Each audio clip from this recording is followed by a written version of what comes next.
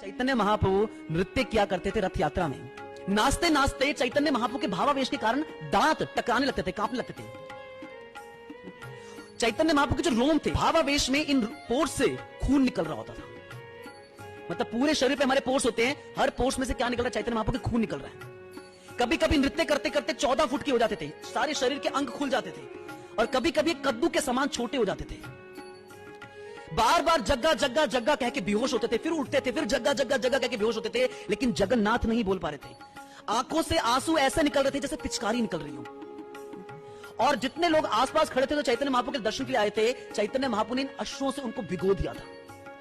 मतलब जो dry land था अब वो दलदली कीचड़ वाला हो गया था। कैसे? चैतन्य महाप्रभु की अश्रुओं से।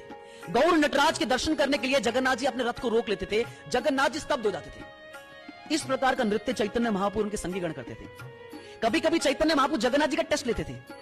कैसे टेस्ट लेते थे? आगे से गायब हो जाते थे, जानबूझ के गायब हो जाते थे कि देखते हैं आगे बढ़ेंगे नहीं बढ़ेंगे, लेकिन जगन्नाथ 1 इंच भी नहीं हिलते थे। हाथी घोड़े सैनिक खींच रहे हैं, फिर बीच में चैतन्य महाप्रभु आगे आते थे और रस्सी चैतन्य महाप्रभु पकड़ लेते थे। और जैसे ही चैतन्य महाप्रभु रस्सी पकड़ते थे, ऐसा लगता था अब रथ चल नहीं रहा है, अब रथ भाग रहा है, अब रथ उड़ रहा है। चैतन्य महाप्रभु आकाश में ऊपर उछलते थे और नीचे जब लैंड करते थे चैतन्य महाप्रभु, तो चैतन्य महाप्रभु के लैंड करने से जो साउंड आता था, ऐसा लगता था कि पूरी पृथ्वी हिल गई है।